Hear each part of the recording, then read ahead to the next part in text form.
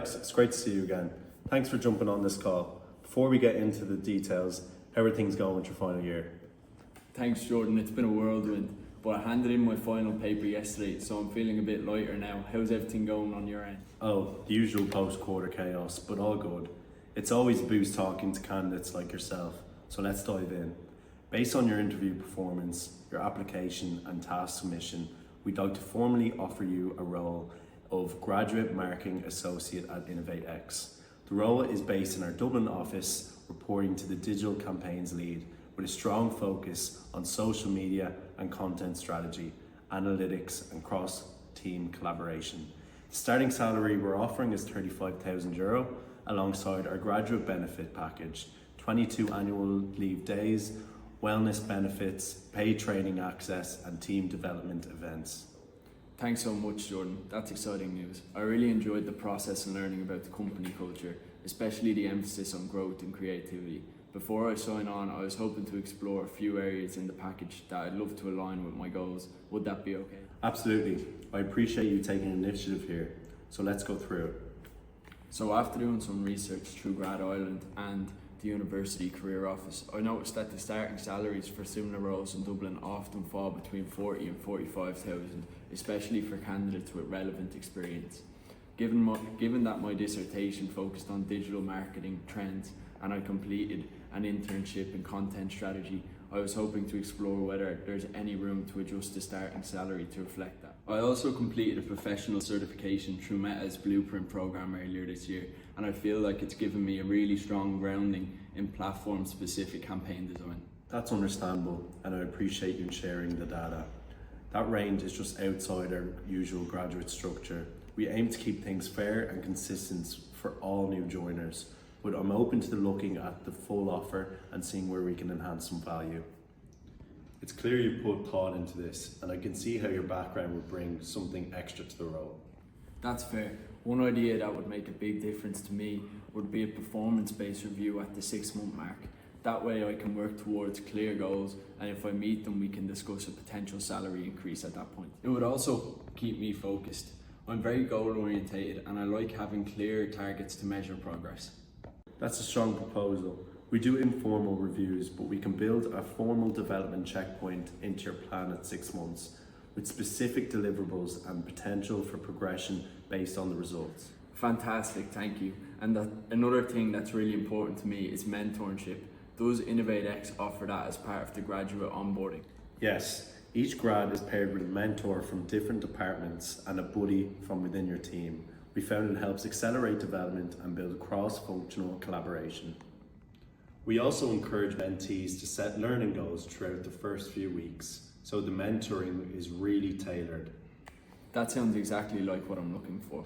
I also wondered, would there be a learning budget for external training or courses? We absolutely encourage that. You'd have access to a yearly learning and development budget that you can use for professional certifications, marketing conferences, or online upskilling platforms. A lot of our grads have used it for Google Ads and UX copywriting courses recently. It's there to help shape your path. Brilliant. One last point. I know the role is office-based at first, but would there be a chance to move to a hybrid model once I've settled in? Definitely. After your onboarding and probation, we'd happily move you to a 2 to 3 day hybrid model, assuming team alignment and performance is going smoothly. We found hybrid to be a really positive thing across the company, so it's definitely an option that we will support. That's great to hear. Just while we're on the topic of growth, I was curious about the long-term trajectory in this role. What does progression typically look like for grads in the marketing team? Good question. Typically within 12 to 18 months, we see grads take on more responsibility. For example, owning a campaign end-to-end or mentoring an intern. From there, you could move into a coordinator or a junior manager role, depending on the business needs and your performance. That's really reassuring. I'm someone who likes to map out where I'm heading, so it's great to know there's room to grow. And the idea of mentoring down the line is something I'd be very open to as well. Thanks so much, Jordan. I really appreciate how open and flexible you've been. While I initially hoped for a higher salary, I'm genuinely happy with the value this package brings now. The 6-month review, mentorship, learning budget and future hybrid working really support my development and work-life balance. With those in place, I'd love to formally accept the offer at 35,000. I can already tell this will be a place where I feel challenged but also supported, and that's exactly what I'm looking for. Wonderful. I really appreciate the way that you've handled this negotiation. Thoughtful, informed, and solutions focused. I'll send you over the revised offer letter this afternoon, reflecting the agreed additions. And just so you know, your future team is already excited. I mentioned you in a team meeting yesterday and the feedback was overwhelmingly positive. Perfect. I'll keep an eye out for the paperwork. Really looking forward to joining the team, Jordan. Likewise, Alex. Welcome to InnovateX. So I'm Ryan and this is Saul, and we're going to give some feedback on the negotiation. So one of the key strengths in this role play was how Alex applied integrative bargaining techniques. She didn't just push for a higher salary, she came in with alternatives like mentorship, training budgets, a formal performance review, and even hybrid working. That showed a strong understanding of how to expand the pie, as Thompson describes. Yes, and Jordan supported that approach well. Rather than rejecting the salary counter, he remained open and redirected the conversation to what was achievable. This showed how both parties could exchange value without undermining the other's interests. It is a great example of seeking mutual gain, just like Fisher 2011 suggests in Principal Negotiation. Another big strength was the emotional tone. Alex managed her emotions professionally, especially when the salary wasn't adjusted. Instead of becoming disappointed or defensive, she pivoted the discussion towards growth opportunities. That composure added to her credibility. And I think the relationship building throughout was excellent.